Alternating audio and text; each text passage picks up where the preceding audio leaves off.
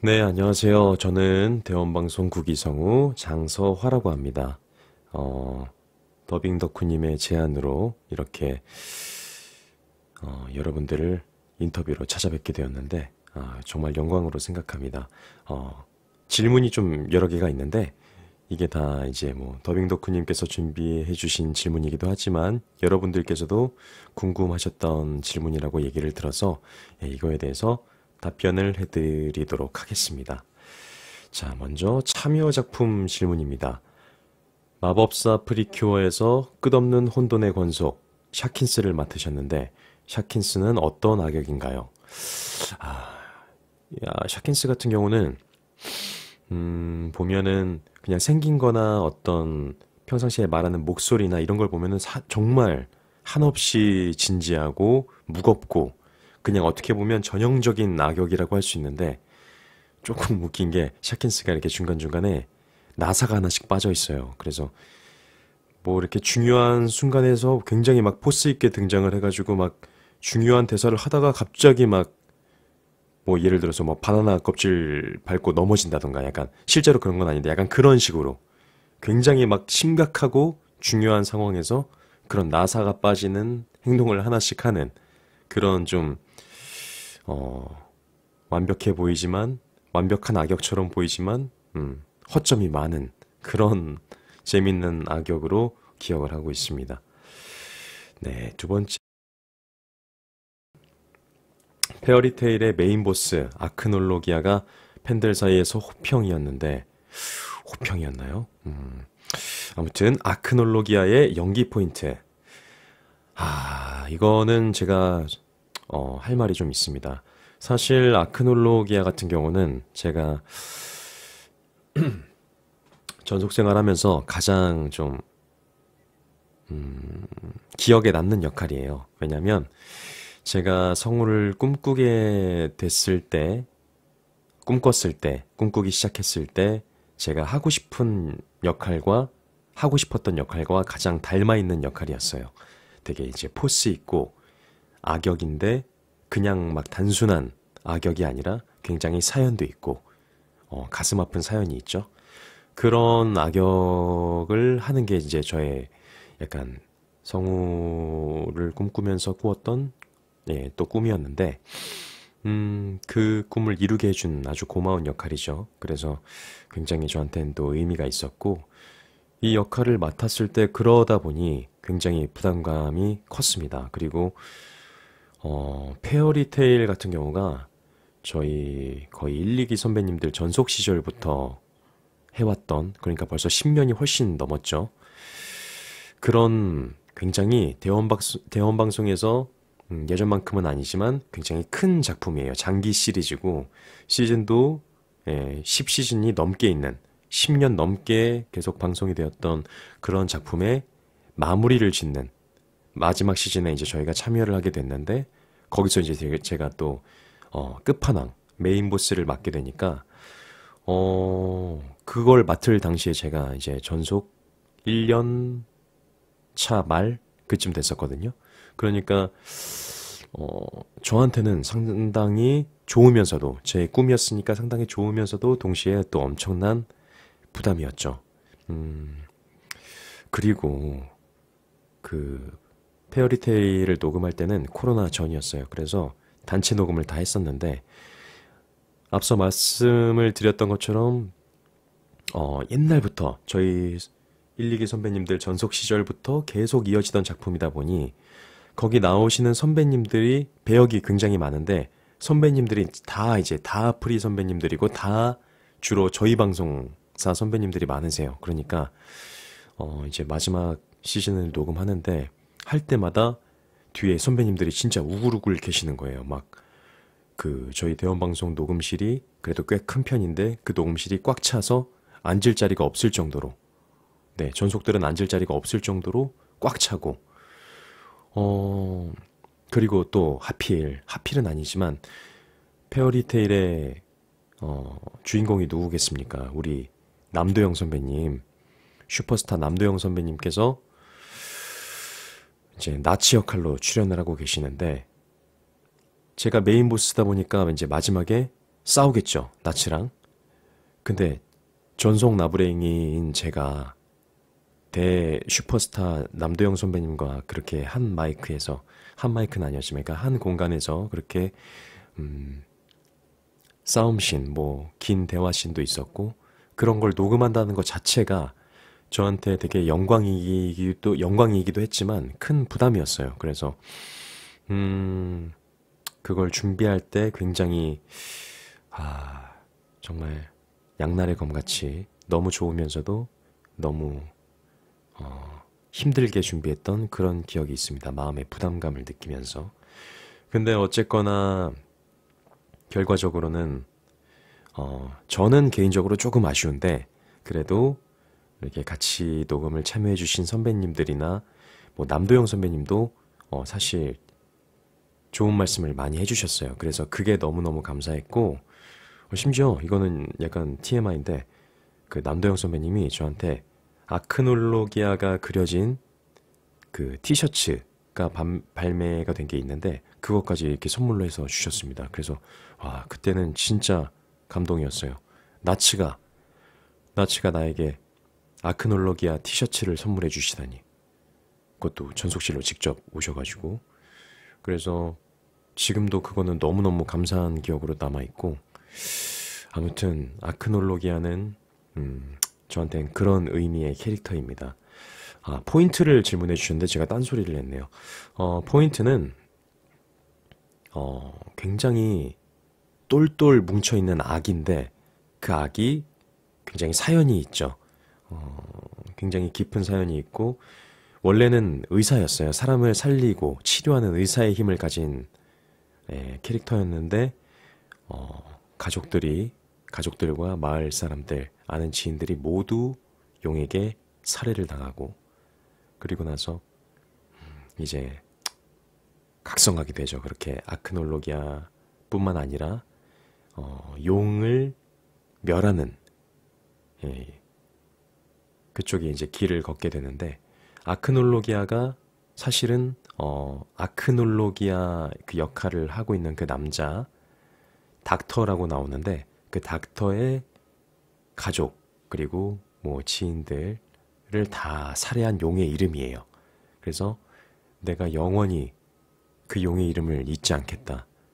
그 용의 이름을 내 이름으로 삼아서 평생 기억하면서 저주하겠다. 용들을 다 멸하겠다. 이런 의미의 아크놀로기아인데 그런 깊은 감정의 깊이가 굉장히 깊기 때문에 그런 거를 잘 표현해야겠다라고 생각을 많이 했어요. 근데 뭐 지금도 물론 그렇지만 그때 당시에 이제 제가 또 전속 1년차 막 어버버 할 때 그럴 때 많이 부족한 상황에서 그런 깊은 연기를 하려고 이제 막 애를 쓴 거죠. 그래서 뭐 완벽하진 않았지만 저 스스로는 아쉬움이 좀 남지만 그래도 제가 노력한 만큼 그래도 어느 정도 팬분들도 이렇게 조금 좋게 봐주시는 것 같고 같이 계셨던 선배님들이나 뭐 관계자분들도 괜찮았다 이렇게 말씀을 해주셨던 아크놀로기아였습니다. 답변이 굉장히 길었네요. 호빵 자, 루팡포스 vs 페트롤포스의 중간 보스 데스트라 마조를 맡으셨는데 데스트라 마조를 연기할 때 중점을 둔 것. 데스트라 마조도 어떻게 보면은 좀 클래식한 악역이라고 할 수 있어요. 되게 우직하고 정직하진 않죠. 악당이니까 우직해요. 굉장히 본인의 보스에게만 충성을 맹세하고 보스를 위해서라면 정말 목숨 따위는 아깝지 않은 그런 충직한 부하인데 그래서 연기 포인트는 그냥 정말 그것만 잘 살리면 됐어요. 그냥 내 보스에게 충성을 한다. 정말 충성을 맹세한다. 이것만 잘 살리면 됐었는데 목소리 톤을 잡을 때 조금 달리했던 게 있었던 것 같아요. 그래서 옵티 같은 경우는 원래 약간 좀 나이가 들고 일본 원작에서 나이가 들면서 약간 좀 무게감 있는 그런, 뭐 나이로 따지면 한 4, 50대 정도 되는 느낌의 원래 악역이었는데, 저희 이제 보스 역할을 맡으신 안장혁 선배님께서 원래 또 이렇게 괴물 목소리의 대표 주자이시잖아요. 그래서 저랑 목소리가 그렇게 둘 다 가뜩이나 둘이 많이 붙어 나오는데 둘 다 같은 느낌으로 목소리를 내버리면 그게 잘 이제 구분이 잘 안 가겠죠. 물론 뭐 생김새가 다르니까 구분은 목소리도 다르니까 구분은 가겠지만 기왕이면 보스와 그 부하 충직한 부하의 캐릭터가 조금 더 목소리적으로 좀 더 상반되면은 아무래도 보시는데 더 도움이 되지 않을까 싶어서 이건 저희 PD님과도 이제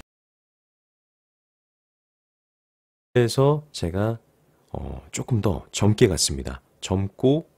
젊지만 이제 충성심은 굉장히 깊고 정적이고 뭔가 우직하고 이런 건 비슷한데 연령대를 조금 젊게 갔어요. 그래서 처음에 데스트라 마조가 등장을 했을 때 보신 분들께서는 옵티 일본 원작이랑 데스트라 마조 느낌이 다르다 이런 반응을 보이신 분들도 있으셨는데 다행히 근데 뭐 그게 이상하거나 뭐 너무 안 어울리거나 그러진 않는다. 괜찮다. 그런 식으로 얘기를 해주셔서 예, 잘 연기를 했었던 것 같습니다. 열심히. 네, 주로 악역을 아이돌 프로젝트의 부캐, 에버샤인 은재경을 어떻게 참여하시게 된 건지. 음, 제가 이제 프리랜서가 되고 나서 얼마 안 있어서 이제 에버샤인이라는 이름으로 투니버스 10기 이상호 군과 앨범을 내게 됐어요. 어, 근데 사실 이게 어, 발매는 그때가 됐지만 준비는 거의 한 전속 2년차 한 초중반부터 이렇게 준비를 계속 해왔던 것 같아요. 어떻게 참여를 하게 됐냐면 이제 상호가 어, 저에게 제안을 해줬죠. 이러한 프로젝트를 기획을 하고 있는데 그 기획 단계부터 저한테 이렇게 얘기를 했었어요. 그냥 어, 나는 우리나라 시장에 이런 캐릭터가 추가되는 앨범 이런 것들을 한번 어, 만들어서 발매를 해보고 싶다. 그래서 이런 계획이 있다. 그래서 저는 그때만 해도 그래. 야, 그런 도전 정신 정말 멋지다. 잘 됐으면 좋겠다. 이렇게 응원을 하던 입장이었는데 이제 그 멤버가 제가 될 줄은 몰랐던 거죠. 예. 이렇게 진행을 하다가 어느 순간 갑자기 이제 저한테 얘기를 해서 이 멤버에 참여해 줄 수 있겠냐 이렇게 물어봐서 저는 뭐 그 친구를 응원하고 있었고 굉장히 그런 시도 자체가 멋지다고 생각을 하고 있었기 때문에 그럼 내가 뭐 도와줄 수 있는 부분이라면 뭐 도와주겠다. 하지만 양질의 퀄리티는 기대하지 마라. 나는 한계가 있는 사람이다. 뭐 이런 식으로 얘기를 하고 했었죠. 근데 어쨌거나 그렇게 잘 마무리를 했고 지금은 펀딩까지 잘 마무리를 지어서 이제 앨범 제작, 패키지 제작을 해서 여러분들께 펀딩해주신 여러분들께 발송하는 일만 남았습니다. 그리고 음원 결과물은 각종 음원 사이트에서 들으실 수 있으니까 혹시라도 이걸 듣다가 관심이 생기시면 한번 찾아서 들어보셔도 나쁘지 않을 것 같아요. 네, 그렇습니다. 유희왕 세븐즈의 진로아를 맡으셨는데 진로아는 항상 자신감에 차 있는 설정인데 성우님과 진로아는 얼마나 닮았는지 궁금합니다. 로아 같은 경우는 제가 이제 또 프리랜서가 되고 나서 정말 따끈따끈한 갓프리 거의 11월부터 바로 녹음을 했죠. 저희가 11월부터 프리랜서인데 11월부터 녹음을 했으니까요. 심지어 10월 중에 녹음했다. 첫 녹음이. 아무튼 그런 로아 굉장히 또 애정이 있는 캐릭터인데 로아가 약간 안 보신 분들을 위해서 설명을 좀 해드리자면 나르시시즘이 좀 있고 굉장히 자기 잘난 맛에 사는 약간 그런 친구예요. 근데 그게 약간 미워 보이지 않아요. 이 작품 내에서도 아이돌이에요. 그래서 막 그냥 공연장 밴드의 아이돌인데 공연장 가면 막 여자 팬분들 난리 납니다. 그래서 굉장히 저와는 다른 삶을 살고 있는 로아라고 항상 느꼈었는데 저는 로아랑 굉장히 달라요. 사실 저는 제 스스로를 이렇게 막 많이 굳이 따지자면 이렇게 사랑해주지 못하는 타입이고 사랑해줘야 된다고 생각을 하지만 그런 부분이 좀 부족한 타입이고 자기애가 좀 부족한 타입이고 어, 그냥 성격만으로 봤을 땐 거의 180도 다른 느낌이라고 사실 생각을 합니다. 저를 옆에서 이렇게 오랫동안 좀 지켜보시고 저를 아시는 분들은 아마 그렇게 생각을 하실 거예요. 근데 그러다 보니 로아를 연기할 때 이렇게 되게 막 잘난 척하고 막 멋있는 척하고 막 그런 것들이 은근 또 예, 제 인생에서 많이 없었던 경험이기 때문에 재미있더라고요. 그리고 작품의 설정상 이렇게 팬분들이 막 환호를 해주시고 하니까 기분이 되게 좋더라고요. 그래서 로아를 녹음할 때는 예, 굉장히 재밌게 즐겁게 녹음을 했던 기억이 있습니다. 그리고 로아가 그 작품 내에서 밴드를 하다 보니까 특별히 이렇게 막 그 작품 안에서 막 뭐 그 유이왕 세븐즈의 오프닝 엔딩이 아니라 작품 안에서 걔가 노래를 이렇게 부르는 게 있었어요. 미니스케이프라는 노래인데 그 노래도 제가 정말 어렵게 녹음을 맞춰서 했는데 이제 결과물이 생각보다 만족스럽게 나와서 그 미니스케이프라는 곡도 제 유튜브 샘플란에 가보시면 들어보실 수 있으니까 한번 들어보시고 어, 들어봐 주시면 감사합니다. 감사합니다. 자, 질문이 다음 섹션으로 넘어왔습니다. 개별 질문이에요. 작품 질문은 끝났고 명지대학교 뮤지컬학과를 나오셨는데 어떻게 성우를 꿈꾸시게 된 건지. 저는 사실 제가 인생에서 처음으로 제 스스로 저희 부모님한테 뭔가를 해보고 싶다라고 말한 직업이 성우입니다. 그러니까 제 뭐 어렸을 때 막 뭐 경찰관 되고 싶다, 소방 소방관, 소방사래, 소방관 되고 싶다, 뭐 대통령 되고 싶다 이런 거 다 빼고 정말로 진지하게 나는 미래에 이런 일을 하면서 살고 싶다라고 진지하게 생각하고 고민하고 그 결과 끝에 저희 부모님한테도 말씀드렸던 첫 번째 직업이 성우였어요. 네. 그래서 그 꿈을 이제 약간 막연하게 가지고 있었죠. 그리고 대학도 사실은 원래 이런 뮤지컬 뭐 연극영화과 이쪽이 아니라 그쪽에 제가 대학 입시를 준비할 때쯤 그쯤에 약간 그 학점제 은행인 정식 대학이라기보다는 학점제 은행인 한국방송 아카데미였나? 아무튼 그쪽에 성우과가 있었어요. 그래서 나는 대학도 저기로 가겠다. 저기에 가서 열심히 훈련을 해서 수련을 해서 내 성우의 꿈을 펼치겠다. 약간 이런 목적을 가지고 있었는데 그러다 그렇게 이제 시간이 막 흘렀어요. 근데 막 성우가 되겠다 막 이런 꿈은 있었지만 제가 막상 뭘 어떻게 해야 할지도 모르고 어떻게 준비를 해야 할지도 모르고 그때는 지금처럼 이렇게 학원이나 시스템 같은 게 잘 돼 있지도 않았어요. 그래서 그냥 인터넷 커뮤니티에서 성우 관련 이런 자료들을 많이 찾아보고 그냥 애니메이션 많이 보고 약간 그런 삶을 이렇게 쭉 살다가 이제 고3이 된 거죠, 제가. 대학교를 가야 되는데 저는 어차피 그쪽을 한방아를 한국방송 아카데미를 갈 생각이었으니까 따로 뭐, 그게 없었어요. 사실 거기를 입학하기 위해선 제가 알기로는, 어, 뭐 다른 게 필요하다기보다 그냥 약간의 실기시험, 현장에서 실기시험을 보는데 그 시험을 통과하면은 들어갈 수 있다고 알고 있었기 때문에 아, 그래. 내가 그냥 어느 정도 준비하다가 시험 보고 이렇게 들어갈 수 있는 곳이겠지.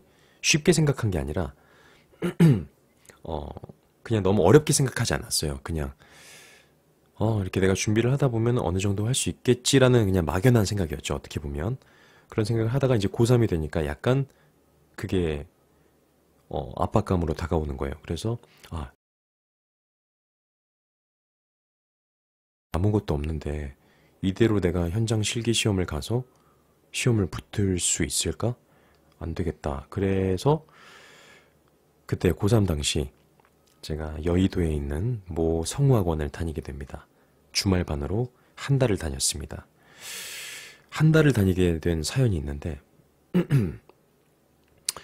어, 거기 선생님이 이제 죄송합니다. 그때 당시만 해도 그 학원의 연령대가 좀 높았어요. 저 같은 어린 나이에 고3 나이에 이렇게 성우를 지망하시는 분들이 많이 없었고 보통 제가 학원 갔을 때만 해도 거의 한 그때 당시 20대 중반에서 20대 후반 분들이 많이 계셨고 저 학원 갔을 때 완전 막내였거든요. 근데 그때 당시 이제 저를 가르쳐 주시던 선생님이 저보고 서아는 이제 대학교를 가야 하는데 너 어디 갈 생각이니? 그래서 아 저는 한국방송 아카데미라고 거기 성우과를 지망할 예정입니다. 아 그래. 물론 뭐 그 학교도 좋은 학교고 어 굉장히 비전이 있는 학교지만 그래도 내가 봤을 땐 음, 성우 연기에 국한해서 이렇게 성우 연기 쪽만 배우기보다는 성우과에 가서 어, 모든 연기의 기본은 다 하나니까 어, 연극영화과를 가서 거기에서 연기의 기반을 닦고 네가 졸업을 하고 나서 성우에 지망을 해도 늦지 않다. 그렇게 하는 건 어떻겠니? 라고 말씀을 해주셨어요. 그래서 그게 바로 계기가 돼서 제가 그날로 성우 학원을 그만두고 이제 동네에 있던 연기학원에 대학 입시 연기학원에 등록하게 됩니다. 그렇게 해서 이제 열심히 준비를 하다가 명지대학교 뮤지컬학과를 가게 됐고 네 그렇게 졸업을 하고 배우 생활을 한 1년 정도 하다가 사실은 제 꿈은 성우였지만 또 제가 대학교 4년을 그렇게 뮤지컬로 졸업을 했는데 뭔가 안 하기에는 좀 아쉽더라고요. 그래서 조금 1년 정도 맛을 보고 하지만 다시 느꼈습니다. 역시 내 길은 성우다. 내가 꿈꿨던 건 성우가 맞다. 그걸 다시 한번 크게 느끼고 그때부터 대학 졸업하고 1년 후부터 성우를 열심히 준비해서 예, 이제 지금은 다행히 운 좋게 합격을 해서 성우 활동을 하고 있습니다. 네, 그렇습니다. 방금 그렇습니다. 성우를 직업으로 선택하길 잘했다라고 느낄 때는 언제신가요?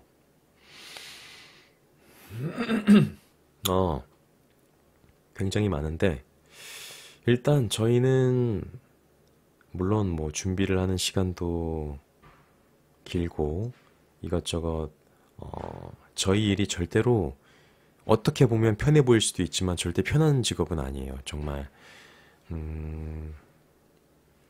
그만큼 준비하는 과정도 많고 그 결과물을 내기 위해서 예, 수련도 많이 해야 하고 예, 준비 과정이 생각보다 되게 많은 어떻게 보면 예술 직종인데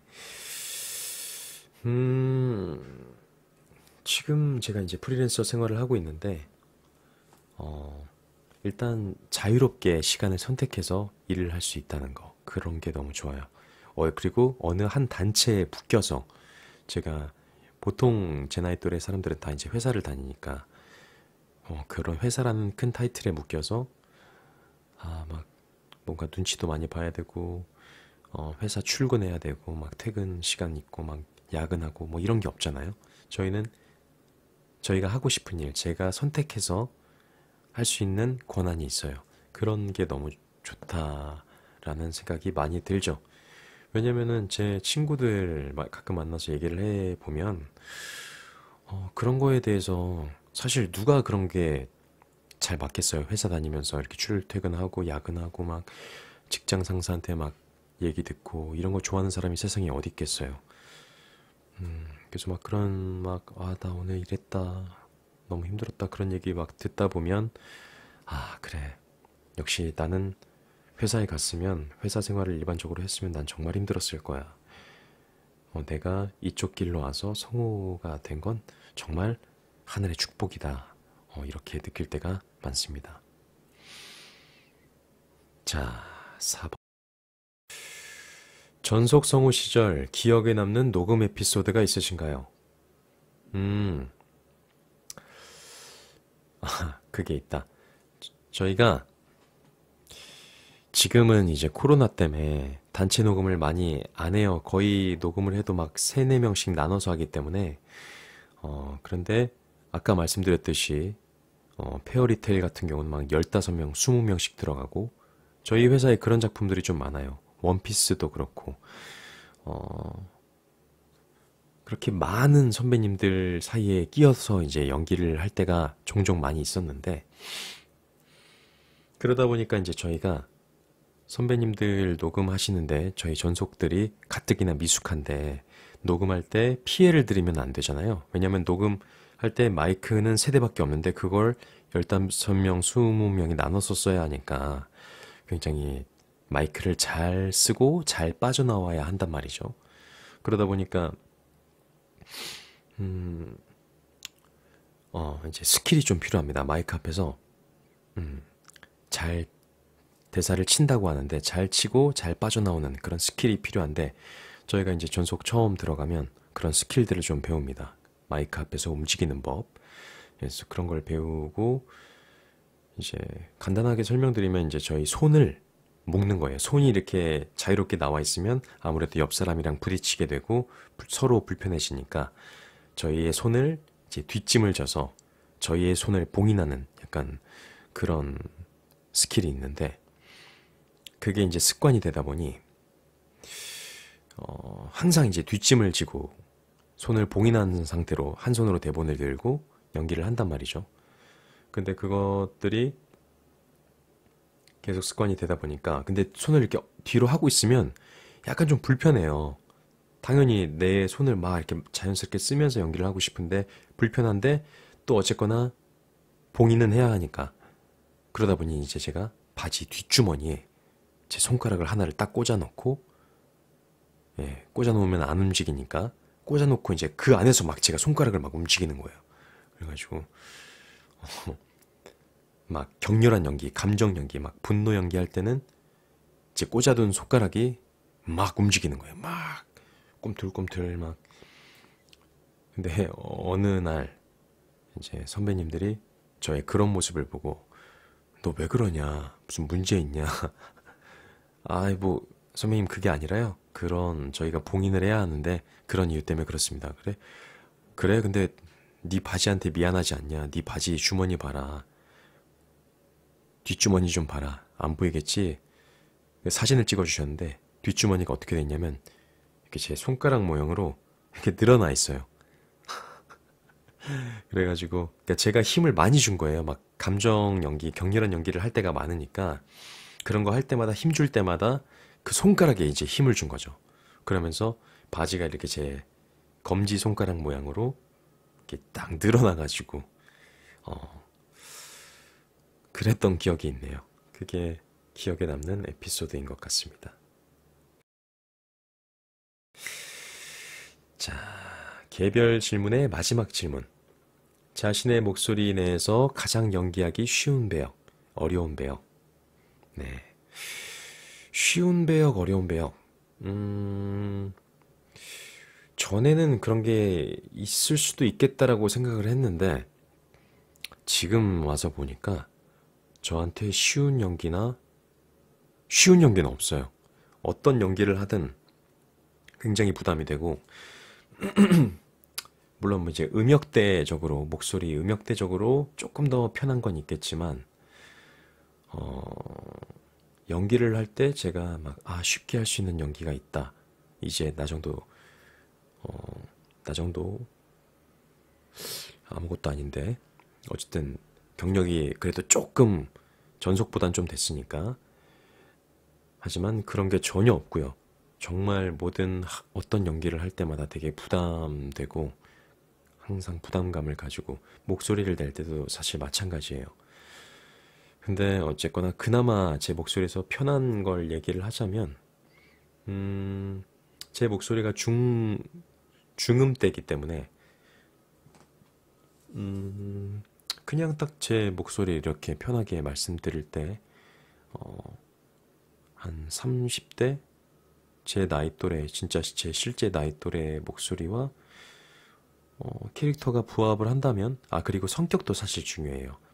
목소리도 그렇지만 제가 기본적으로 가지고 있는 목소리의 컬러가 있기 때문에 그 컬러는 저의 기본적인 성향에서 또 비롯되기 때문에 약간 좀 진중하고 조금 성격이 엄청나게 활달하지 않고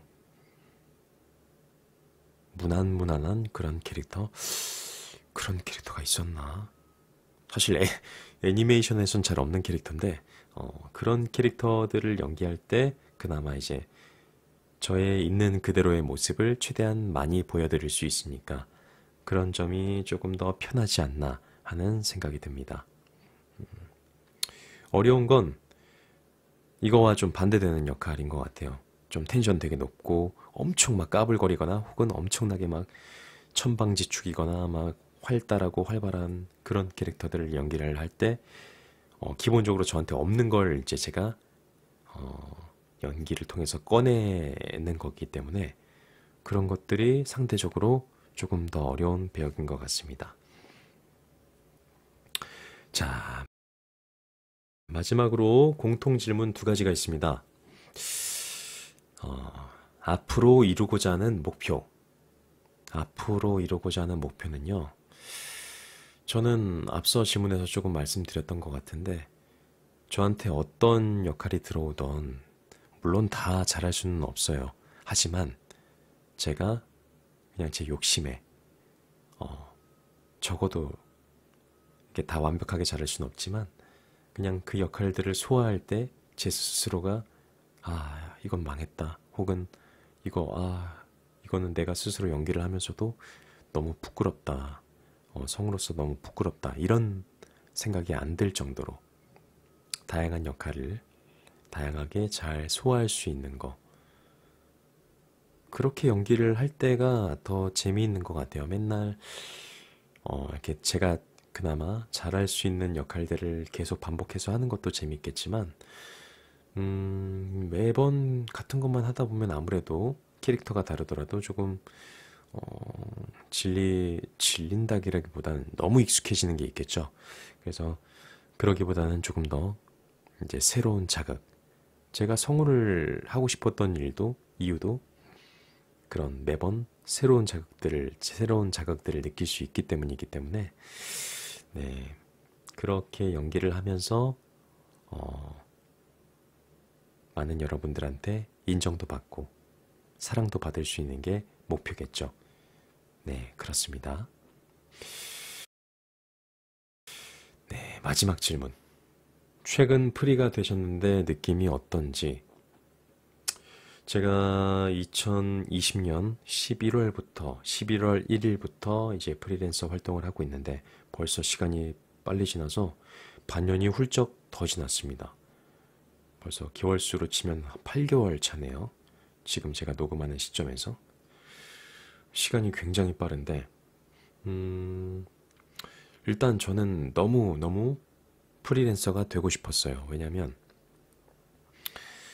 어쨌거나 전속은 출퇴근이 있고, 회사에 소속이 되어 있기 때문에, 그런 것들이 저에게는 꽤나 힘들었습니다. 네. 그렇다고 제가 막 회사 생활을 하면서 깽판을 치고, 막 주변 사람들을 불편하게 하고 그랬나? 그랬을 수도 있나? 저는 최대한 조심하려고 노력을 했다고 생각하는데 어쨌든 그런 것들이 조금 어렵고 불편했기 때문에 그냥 다른 걸 다 떠나서 저는 자유로움을 굉장히 추구하는 사람이기 때문에 그런 의미에서 프리랜서가 빨리 되고 싶었습니다.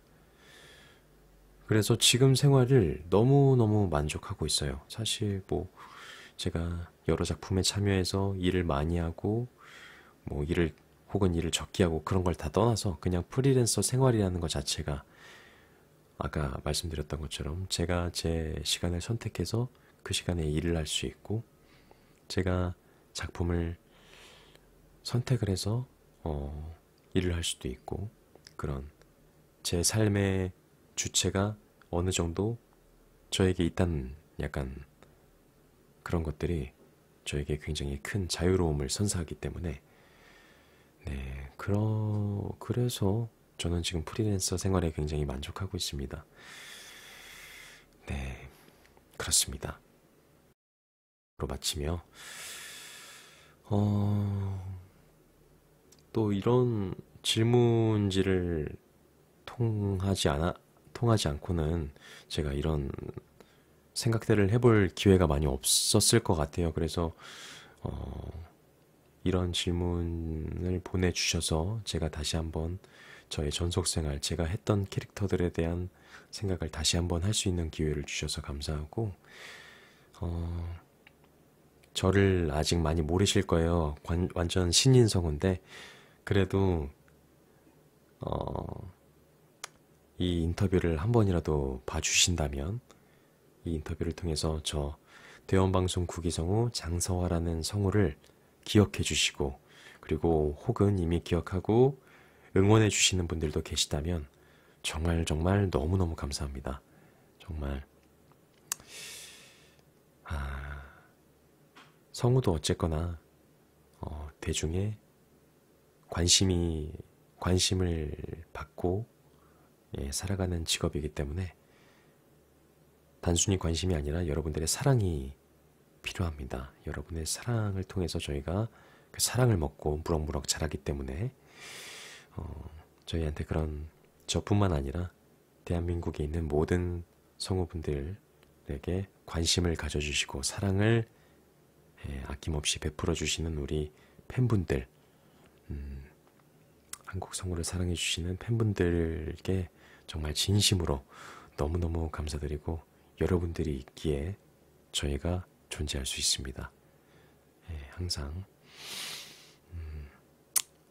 그런 감사하는 마음 잊지 않고 항상 겸손한 자세로 여러분들께 더 좋은 연기, 더 좋은 목소리 들려드릴 수 있게 열심히 노력하겠습니다. 늘 감사드리고 정말 감사합니다. 사랑합니다.